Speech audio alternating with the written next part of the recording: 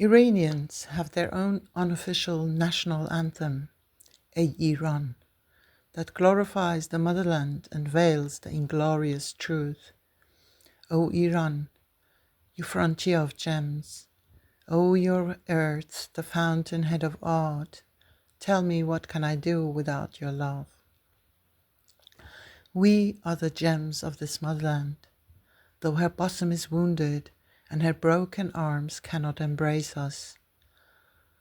One outstanding gem is the poet Forough Farrokhzad, who embraces us in her poem, O you frontier of gems, using the first line of the anthem as a bittersweet, ironic reflection on Iran in a distorted mirror of self-delusion.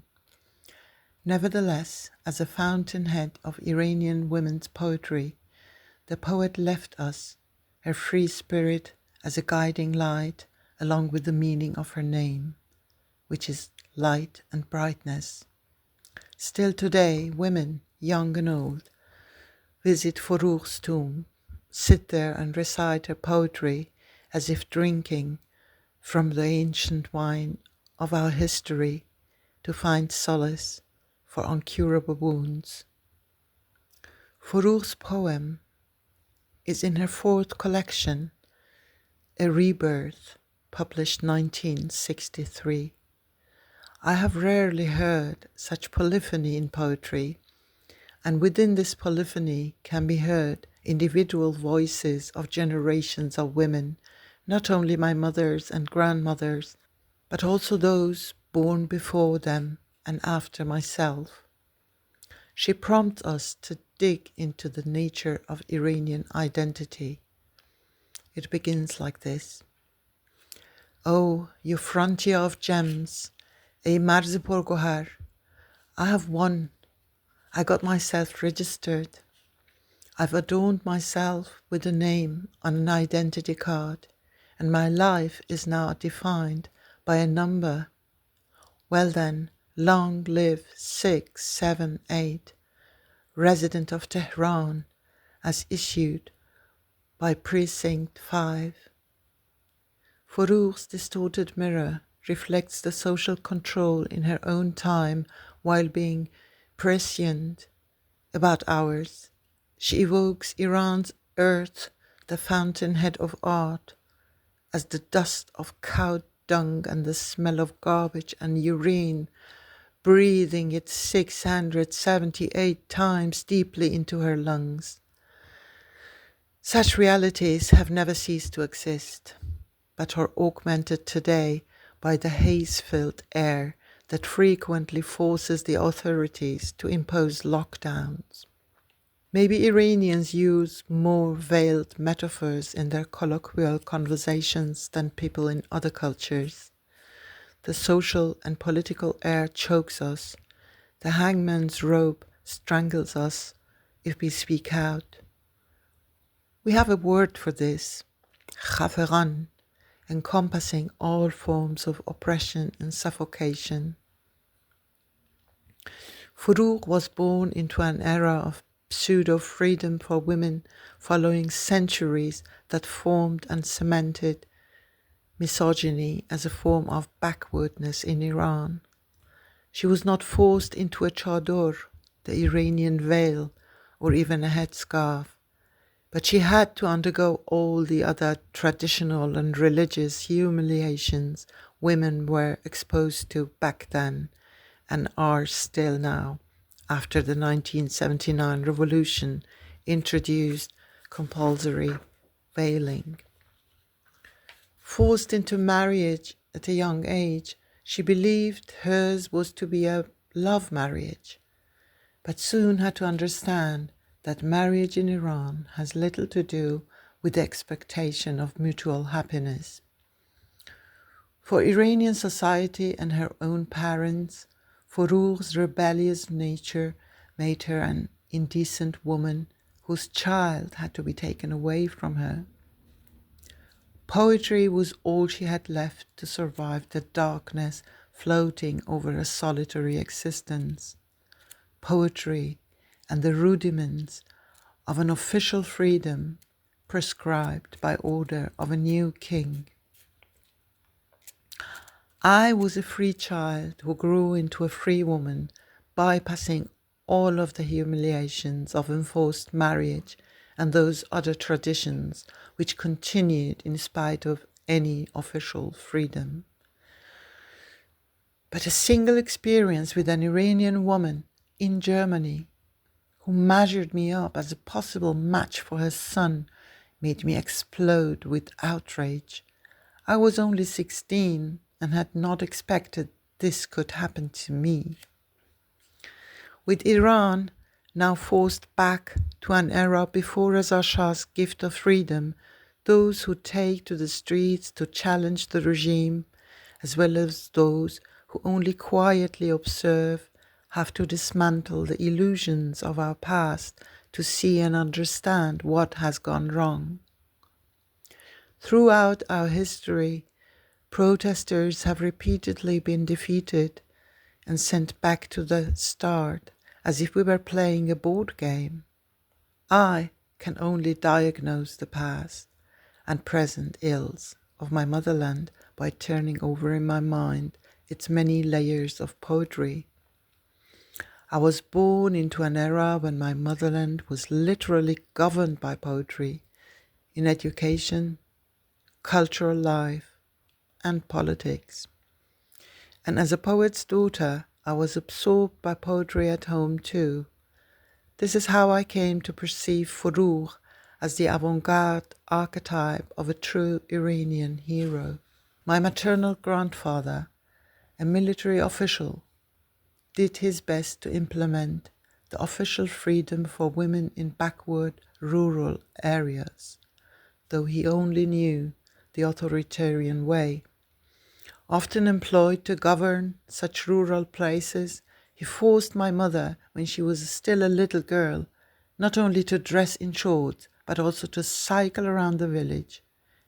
2 sins at once.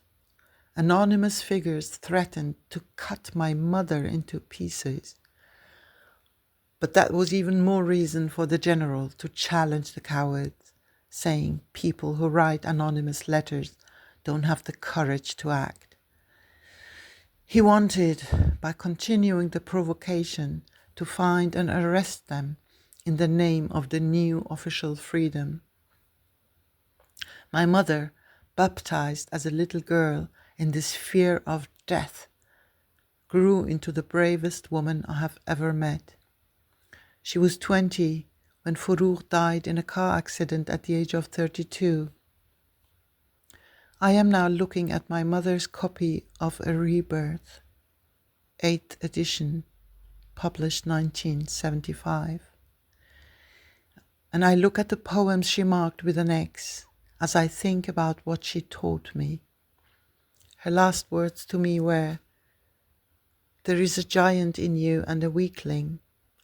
Don't let the weakling prevail." Our stranding in exile was an oversized trauma, provoking in me a deep crisis of identity. In the past 46 years, my relation to Iran has been a continuous deep grief. It is to the language that I cling as an Iranian woman, both for my identity and to have something to say about the protest by women inside my motherland. The liberal modernity of the West, with its algorithm-led discussions, feels as soulless as the Iran Forough shows in her poem.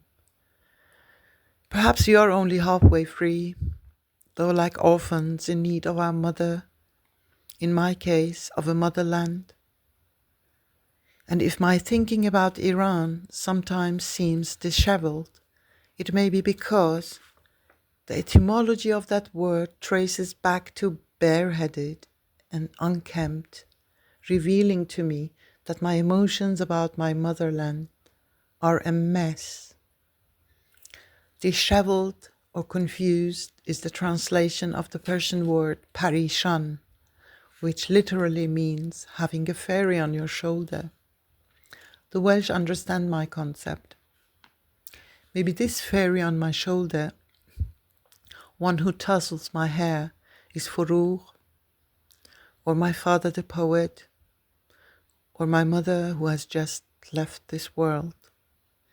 And being fairy stricken, maybe, by implication, my desire for a better world. Both Iran's unofficial anthem and Forough's poem capture a cleavage between Iranian identity and women. The key is in the words gem and frontier, meaning also worth and border, a border enclosing the existence of women throughout our history in an attempt to diminish our worth, our potential, our essence. Another meaning of the word gohar or gem. In diagnosing the ills of my society, I imagine Iranian identity as a kinship, a family tree, the branches of which represent our collective subconscious. Women are too often thought of as tainted fruit, spoiling over centuries of patriarchal attitudes in conformity to social and cultural norms. But there are two forces in every individual, the conformist and the creative, and it is the creator who is the rebel, unable to conform, searching to liberate and reshape something pure within the life of the tree. In the hidden depths of our subconscious is the creator rebels who cling to the life and awaken vigor in the readers. Forough, the light, emerged in such a way. Her consciousness drove her through limitations and imitations towards something new and unknown. In her writing and filmmaking, where she searched for the joy of being, she was able to awaken the creator in all the conformists and imitators. Forough rediscovered an imaginative innocence, one that could undo the pain of being taught indecent and sinful. She floated free of an entangled identity and represented neither innocence nor purity, but an Iranian woman as a creative force in human affairs. Months before the young Kurdish Iranian woman Mahsa Amini was killed in police custody for not wearing her hijab properly, another 22-year-old, Mona Haydari, was decapitated by her husband, who then walked the streets of Ahvaz holding the woman's head and the knife. As far as I am aware, no one took to the streets to protest against this barbarity. This horror only found media attention months after the Mahsa Revolution, and its slogan, Women, Life, Freedom, became popular. This barbarity, known as honor killing, could have become Forough's fate, or my mother's, or mine. In my dishevelment, I ask, why is it so difficult to speak about the ugliest appearances of misogyny? But the situation in Iran should not be seen in a vacuum. Having lived most of my life in the West, I was surprised to read how often honor killings happen here in the West. In the poem A Rebirth, Forough planted her ink-stained hands in garden soil and believed in them as green and growing. In the winter of 2001, my father, Shara Atashi, responded in a poem that instead of green leaves, rough red amaranths had grown from her hands stained with blood, raised fists reddened by rage, which I feel on turning the pages of Forough's books, like the girls who sit around her tomb at Zahir-o-Dowleh graveyard and recite her poems in order to live. Postscript. The Visitor by Shara Atashi, translated by Shara Atashi. I want to go to the cinema, but a woman from a news cutting with her severed head comes to see me. It gets cold, as if suddenly it gets badly cold. I ask, what was your sin?